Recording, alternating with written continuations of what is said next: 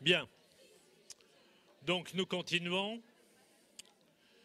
Je vous ai dit, donc maintenant nous allons aborder la description du pharynx, puis du larynx.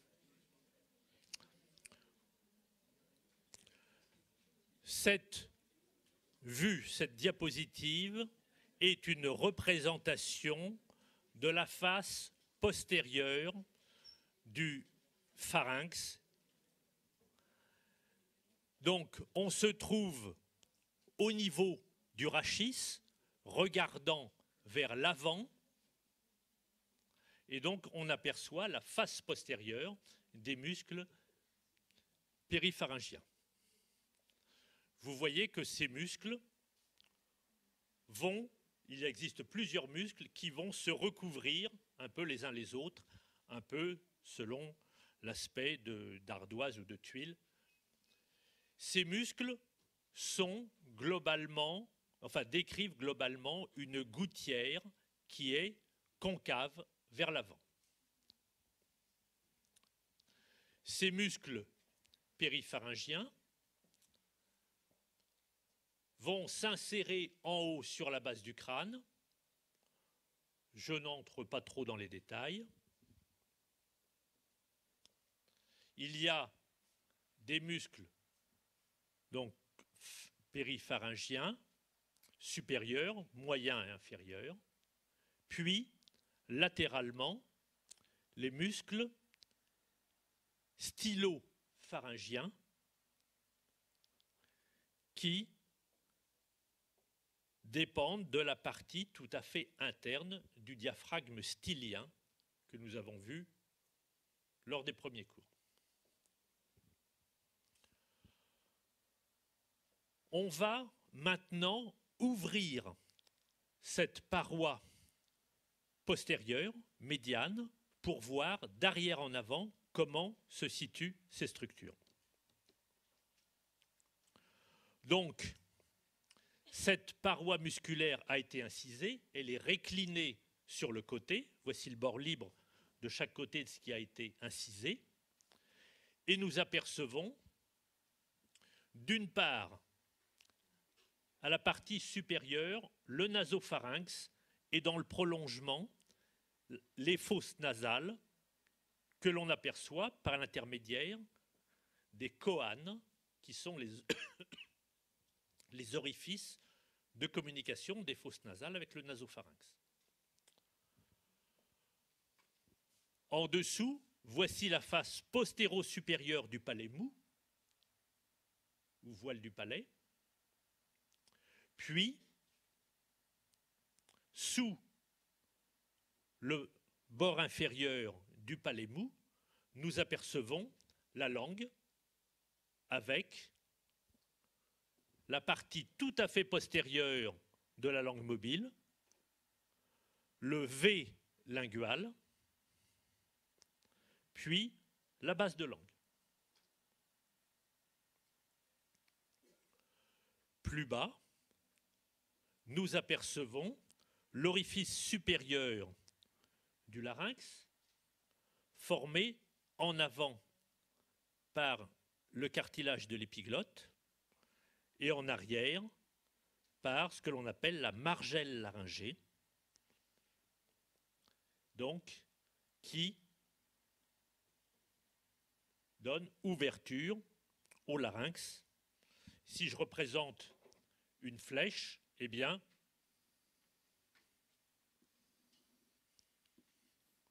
voici l'ouverture du larynx qui ensuite va se prolonger, ce que je représente en pointillé.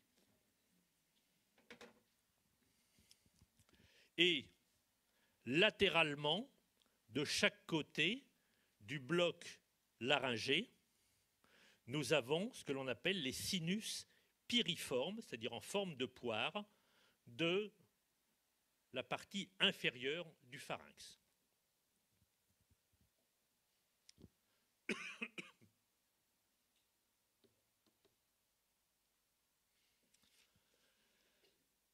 Voici ici une vue d'IRM pour vous montrer un petit peu la réalité des choses.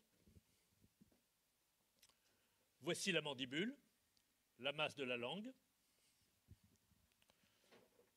le palais dur, puis le palais mou avec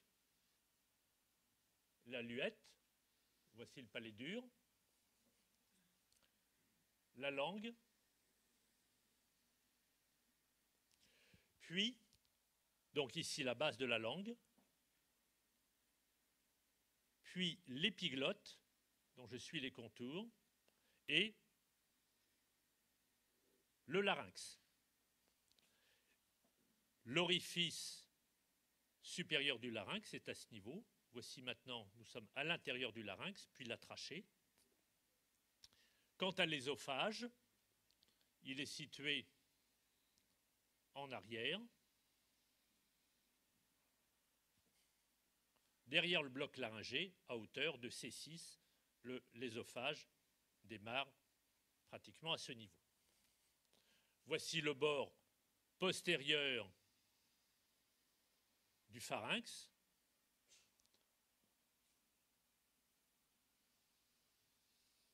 Avec le nasopharynx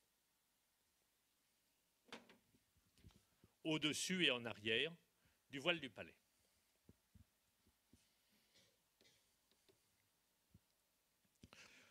Revenons maintenant au larynx et à la constitution du larynx. À la partie supérieure, voici l'osioïde, dont on a vu sur une diapo précédente que cet osioïde avait une forme horizontale, globale, d'un arc ouvert vers l'arrière. Cet osioïde présente à la partie antérieure un corps, puis des petites cornes et des grandes cornes de l'osioïde. Ensuite, alors cet osioïde, il est assez particulier, c'est le seul os de l'organisme qui ne soit en contact avec aucun autre os. Il ne présente pas d'articulation, il est simplement suspendu dans tous les sens par des muscles et par des ligaments. Cet osioïde est relié au cartilage thyroïde par une membrane, ici représentée en vert, thyroïdienne, qui est verticale.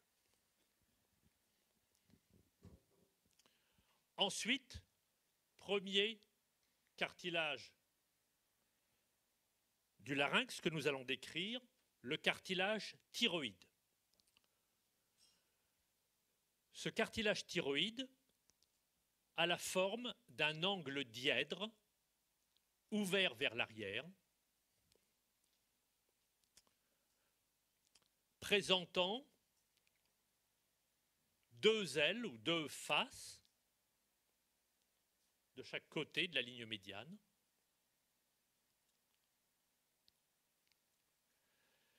Ces ailes thyroïdiennes sont reliées entre elles en avant au niveau donc d'un processus thyroïde que l'on appelle encore la pomme d'Adam, qui est notamment saillante chez l'homme, plus que chez la femme. Ce cartilage thyroïde va notamment se développer en fonction de la sécrétion des hormones mâles, et donc il va se développer essentiellement après la puberté. Il présente la particularité donc d'avoir une échancrure supérieure, concave vers le haut, qu'il est facile d'aller repérer à la palpation.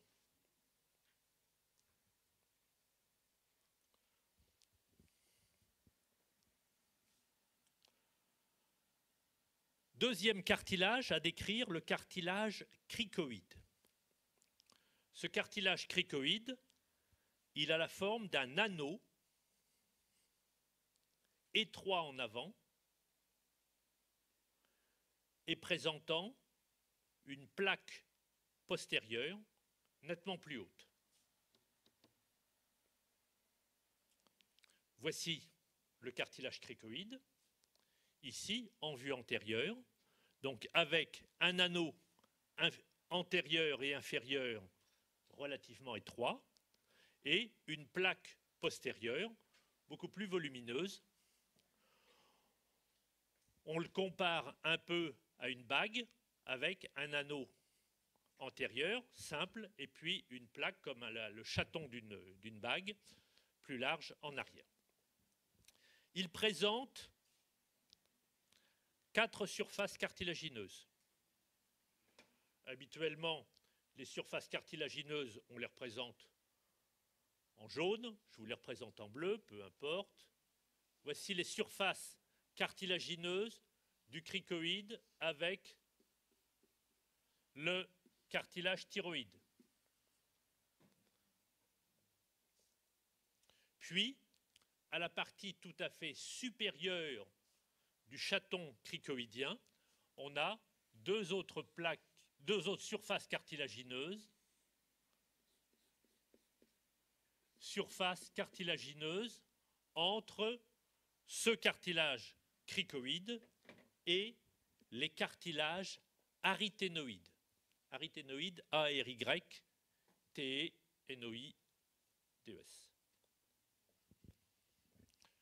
Donc le cricoïde, c'est un cartilage en anneau, donc inextensible. Le voici de profil. Voici l'avant, l'arrière. Et le haut, bien sûr. Voici la surface articulaire avec la thyroïde, avec le cartilage thyroïde, surface crico-aryténoïdienne.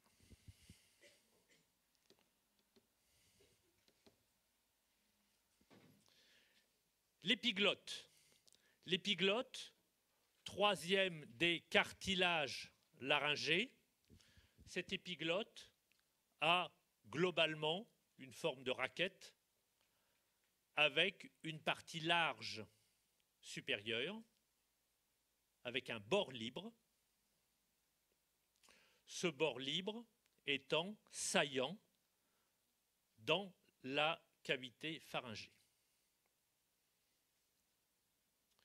Puis, à la partie inférieure, cette épiglotte présente une partie effilée qui vient s'insérer sur le cartilage thyroïde dans l'angle interne postérieur du cartilage thyroïde.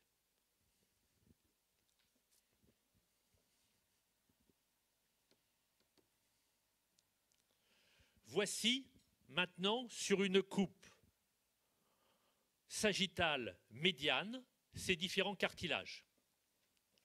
Donc, sur cette coupe médiane, nous voyons le cartilage thyroïde sectionné à ce niveau. Je vous le représente en rouge. Puis, en bas, le cricoïde, avec l'anneau cricoïdien en avant et le chaton cricoïdien en arrière. Puis, à la partie supérieure, le cartilage de l'épiglotte qui vient s'insérer en bas sur le cartilage thyroïde.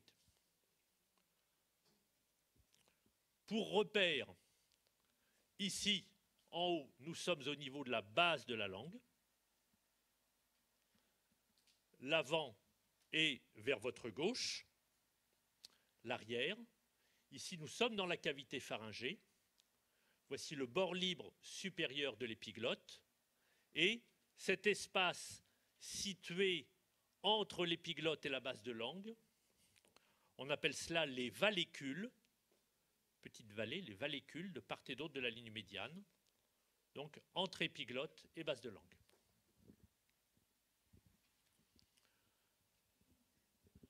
En avant, ici la section de l'osioïde, et entre l'osioïde, l'épiglotte et le cartilage thyroïde, une loge que l'on appelle thyro-io-épiglottique, cette loge qui contient de la graisse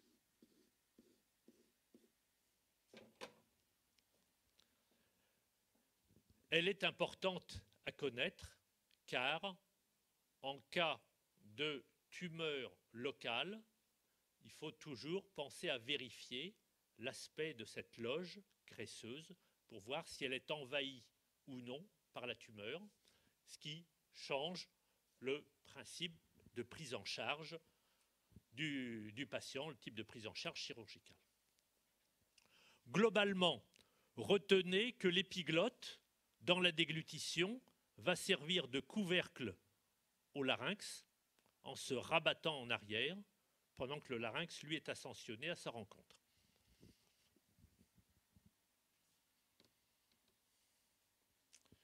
Voici, ici dans la déglutition, nous voyons l'épiglotte qui se rabat déjà en arrière pour refermer en partie l'orifice laryngé, puisque l'orifice laryngé, il est ici entre le bord postérieur et en avant l'épiglotte.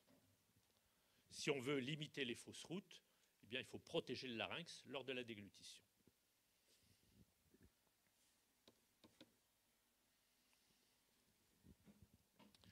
Dernier cartilage que l'on va décrire, puisqu'il y en a encore d'autres, des tout petits, mais que je vous passe sous silence, les cartilages aryténoïdes, sans H. Les cartilages aryténoïdes, vous le voyez, ont une forme globalement pyramidale, avec une seule surface articulaire, qui vient s'articuler sur le chaton cricoïdien.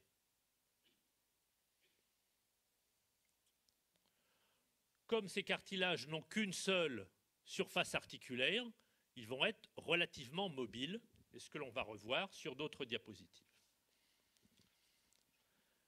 Ces cartilages aryténoïdes vont donner, par l'intermédiaire d'un processus vocal, l'insertion postérieure des cordes vocales.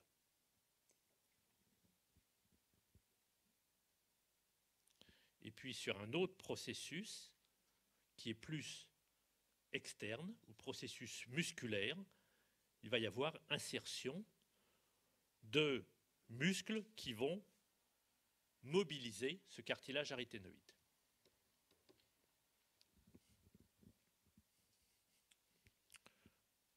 Voici une diapo qui paraît un peu complexe, mais qui montre ce cartilage aryténoïde qui est représenté ici de manière colorée dans différentes positions.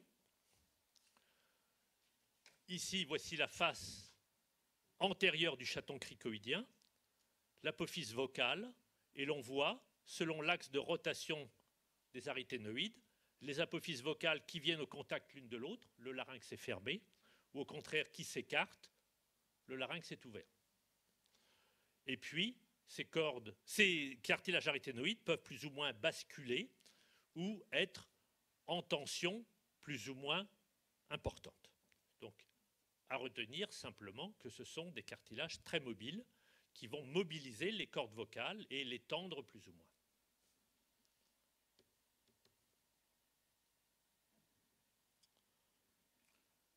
Les membranes, donc, thyroïdiennes et cricothyroïdiennes sont normalement, si le sujet n'est pas trop adipeux, sont assez facilement palpables à la palpation. Et quand on examine un coup, eh bien, il faut palper les différentes structures et être capable de donner un nom sur les différentes choses que l'on palpe pour savoir à quoi s'en tenir.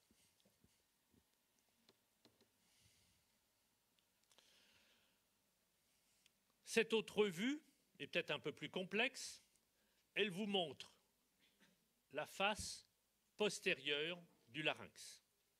J'explique. Nous voyons ici la face postérieure de l'osioïde, puis cet osioïde est recouvert en partie par l'épiglotte dont on aperçoit ici la face postérieure. Voici la face postérieure et interne des ailes thyroïdiennes, donc ici dans l'endolarynx.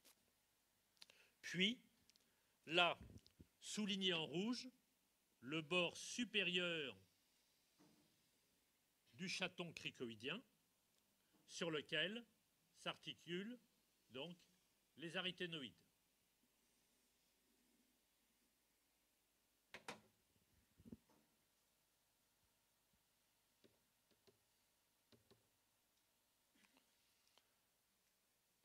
On reprend une coupe sagittale médiane. Voici l'épiglotte, l'osioïde, le cartilage thyroïde, le cricoïde, avec l'anneau cricoïdien en avant, le chaton cricoïdien en arrière et un cartilage aryténoïde. Eh bien, la hauteur, le niveau de la corde vocale est situé à ce niveau. La corde vocale, c'est un ligament qui est tendu entre la face postérieure et médiane du cartilage thyroïde et l'apophyse vocale du cartilage aryténoïde. Ce ligament est recouvert d'une muqueuse très souple et qui va vibrer lors de la phonation et selon que les cordes vocales vont être plus ou moins rapprochées l'une de l'autre, ça va donner une voix plus ou moins puissante. Au-dessus de la corde vocale, nous avons un autre relief formé par un autre muscle. Il s'agit de la bande ventriculaire. En effet, la corde vocale est renforcée par un muscle thyro-aryténoïdien inférieur.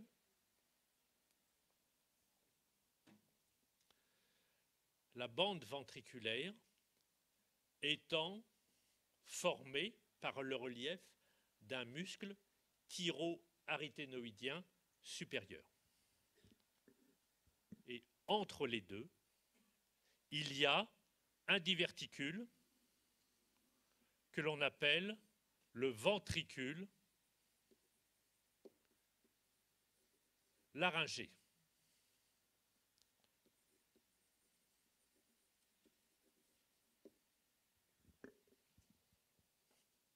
On va revoir ça tout à l'heure sur une coupe frontale, ça va paraître de manière beaucoup plus nette. Alors,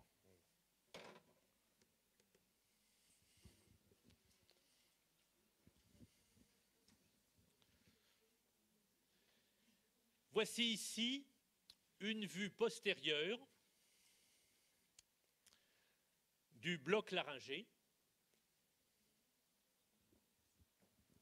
On voit la partie tout à fait supérieure des cartilages aryténoïdes qui sont reliés entre eux par des muscles inter-aryténoïdiens qui vont permettre éventuellement de rapprocher ces cartilages l'un de l'autre.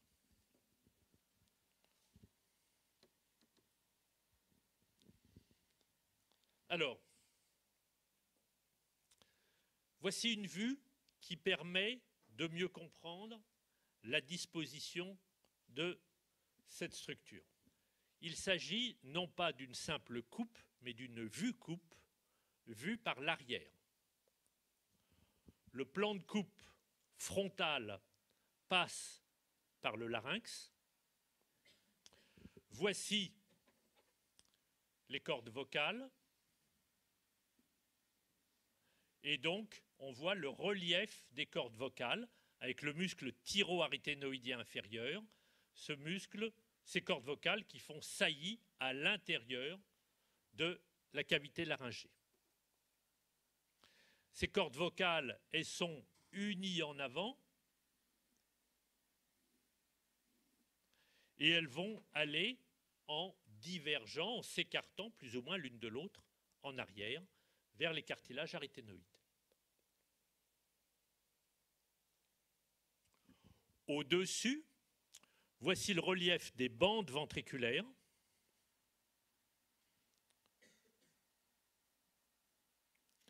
Et entre les deux,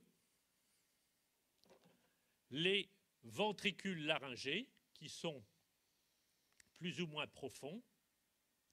Et vous voyez tout de suite que ça va être des cavités profondes, donc difficiles à examiner en totalité, notamment par les moyens d'examen classiques. D'autre part, ici nous sommes à la face postérieure de l'épiglotte, donc au niveau de l'étage susglottique du larynx, alors qu'en dessous, nous sommes à l'étage sous-glottique, puis au niveau de la trachée.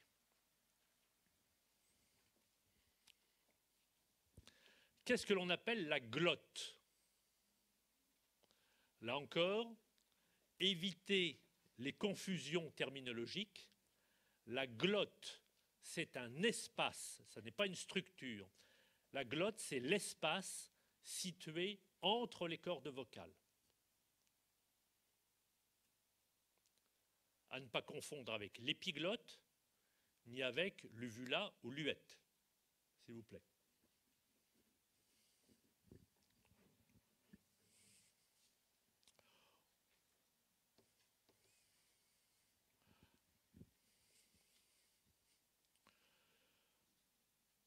Le larynx est innervé par des muscles et par des nerfs, qui se dirigent vers les muscles endolaryngés.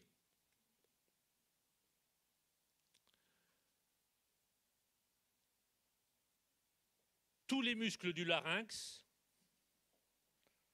sont innervés par les nerfs récurrents, sauf un, le muscle thyrocricoïdien, qui est innervé par le nerf laryngé supérieur. D'où proviennent ces nerfs? Le nerf récurrent, c'est une branche de quel nerf? Du 10, nerf vague. Le nerf laryngé supérieur, c'est une branche du nerf 10. 10 également. Mais de naissance beaucoup plus haut, au niveau cervical. Le nerf laryngé supérieur, il est donc moteur pour le muscle thyrocricoïdien. Il est également sensitif pour le larynx. Le nerf récurrent, il est moteur pour tous les autres muscles intrinsèques du larynx.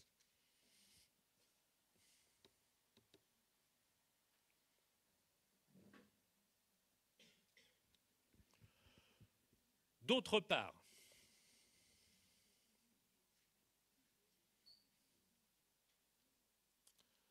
si l'on revient un instant sur les muscles constricteurs du pharynx, dont on a parlé un petit peu tout à l'heure. Les muscles constricteurs du pharynx qui vont aider à la déglutition. Ces muscles constricteurs du pharynx, nous voyons qu'ils présentent également des insertions sur le larynx. que ça soit les muscles constricteurs, mais aussi le muscle stylopharyngien. Donc, lors de la déglutition, quand ces muscles du pharynx se contractent, pour faciliter la déglutition, le larynx va être ascensionné, va s'élever. Avec lui, la trachée, et avec lui, le corps thyroïde. Je reviens sur ce que j'ai dit tout à l'heure.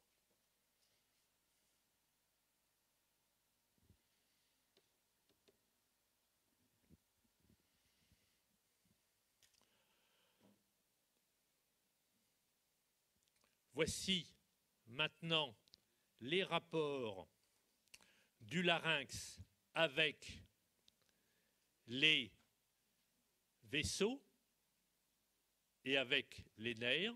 Nous voyons également le corps thyroïde à ce niveau. Voici l'artère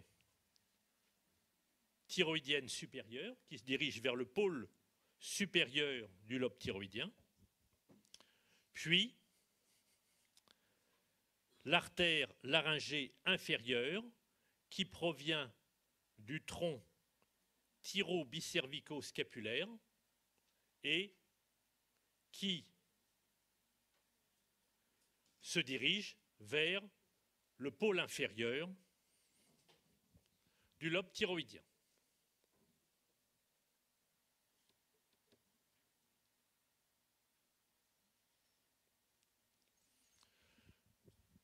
Une autre notion anatomique à retenir, car souvent ça prête à confusion, c'est que la trachée qui fait suite donc au larynx n'est pas verticale. On la représente souvent sur des dessins à plat, en vue antérieure. Cette trachée, elle nous semble complètement verticale. Ce n'est pas le cas. La trachée, elle est oblique en bas et en arrière, et elle va suivre la direction du rachis thoracique.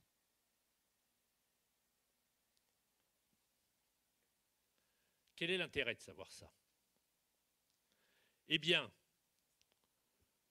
dans un certain nombre de cas, on est amené à faire des trachéotomies, c'est-à-dire des abords chirurgicaux de la trachée, soit en situation d'urgence parce qu'un patient est en train d'étouffer, parce qu'il a un obstacle laryngé, soit secondairement, pour un certain nombre de raisons, éventuellement quand il va y avoir une intubation qui va durer longtemps, réanimation, que le réveil est difficile, etc.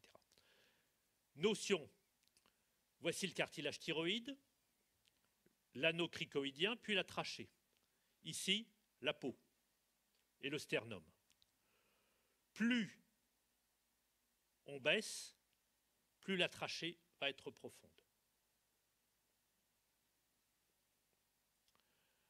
La hauteur d'une trachéotomie classique se fait vers le 3e anneau trachéal. Et comme vous le voyez, un des rapports antérieurs à cette trachéotomie, c'est l'isthme thyroïdien. Cela dit, et là je n'ai pas le temps d'entrer dans ce genre de détails, mais il y a plusieurs manières de faire une trachéotomie. Il y a les trachéotomies chirurgicales classiques, où on dissèque progressivement, on écarte ou on coupe les structures qui sont les plus gênantes, après avoir fait l'hémostase, ou bien il y a des systèmes de trachéotomie percutanée, où on met juste une aiguille, puis après il y a des systèmes de dilatation progressive qui permettent de passer directement. Bon. Pour ceux qui passeront dans les services de réanimation, vous aurez l'occasion d'en voir.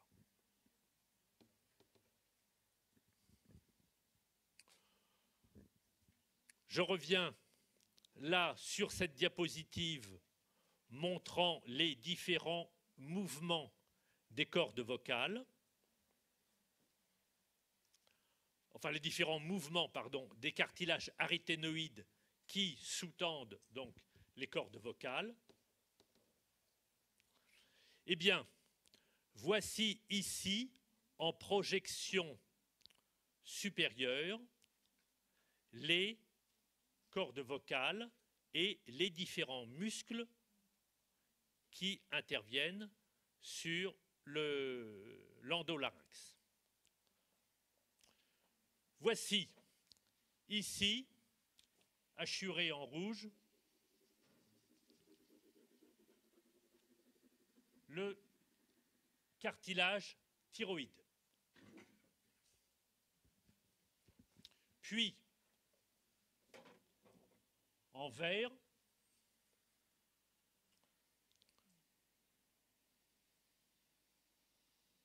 le cricoïde, avec en arrière le chaton cricoïdien.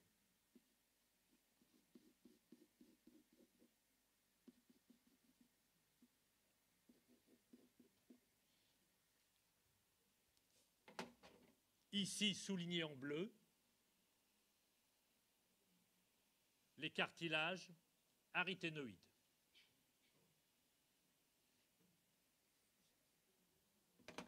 Ces cartilages aryténoïdes, ils peuvent tourner sur eux-mêmes. Voici le plan des cordes vocales.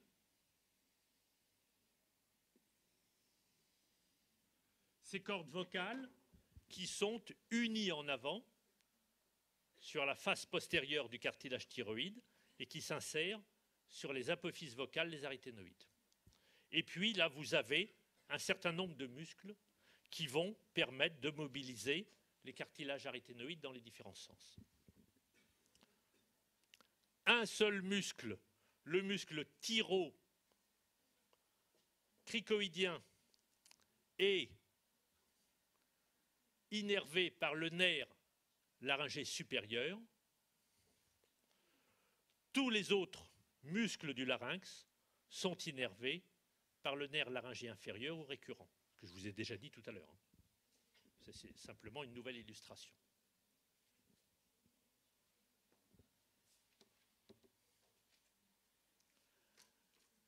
Alors maintenant, le larynx, comment ça fonctionne?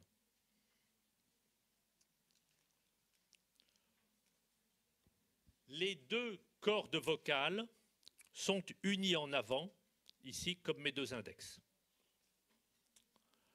Quand on respire, les cordes vocales s'écartent l'une de l'autre en arrière. C'est le cas ici. L'espace est large, l'air passe facilement. Par contre, lorsque l'on veut parler, les cordes vocales viennent au contact l'une de l'autre. Elles sont en adduction bilatérale. Le larynx est pratiquement fermé.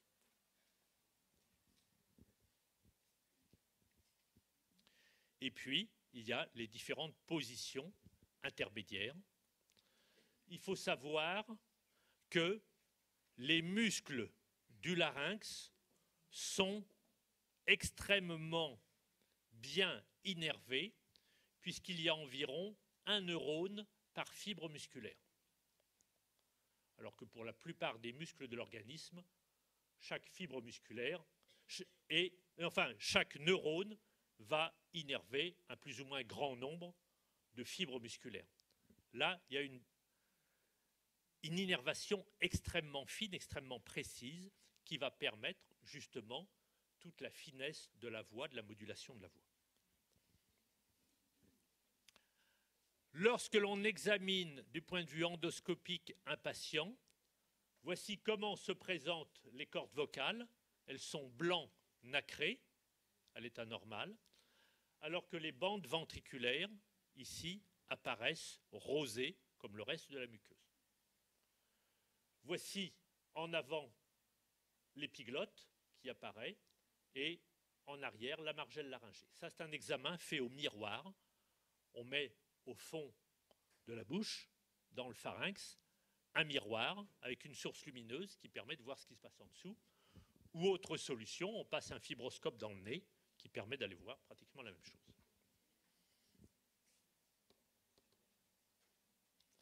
Voilà un larynx en ouverture. Voici l'avant et le haut, l'arrière. les cordes vocales,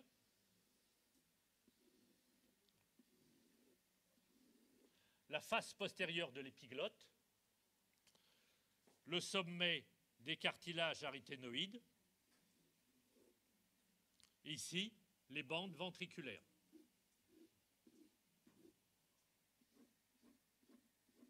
Et ce que l'on voit ici, en profondeur, c'est la face antérieure de la trachée, hein, et quelquefois même on peut voir jusqu'à l'extrémité de la trachée, jusqu'à la division en ces deux bronches souches. Ce que l'on appelle dans le pharynx les sinus piriformes, ce sont les structures de l'hypopharynx situées latéralement, de part et d'autre du larynx, alors qu'en arrière, l'espace entre la paroi postérieure du bloc laryngé et la paroi pharyngée postérieure est en principe un espace virtuel, c'est-à-dire que ce bloc laryngé vient au contact de la paroi postérieure. Lors de la déglutition, le bol alimentaire passe de chaque côté dans les sinus piriformes.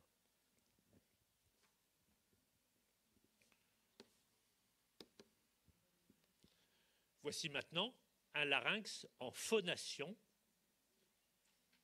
en fermeture, notamment lorsque donc, on veut émettre un son, eh bien, il faut que les cordes vocales soient pratiquement au contact l'une de l'autre.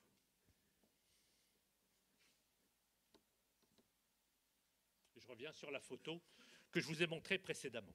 Alors, maintenant, quelques petites notions très simples sur ce qui peut arriver au niveau du larynx quand ça fonctionne mal. Et ça, vous reverrez ça très prochainement avec des collègues en sémiologie, mais je vous en touche déjà un mot, puisqu'on vient de voir l'anatomie.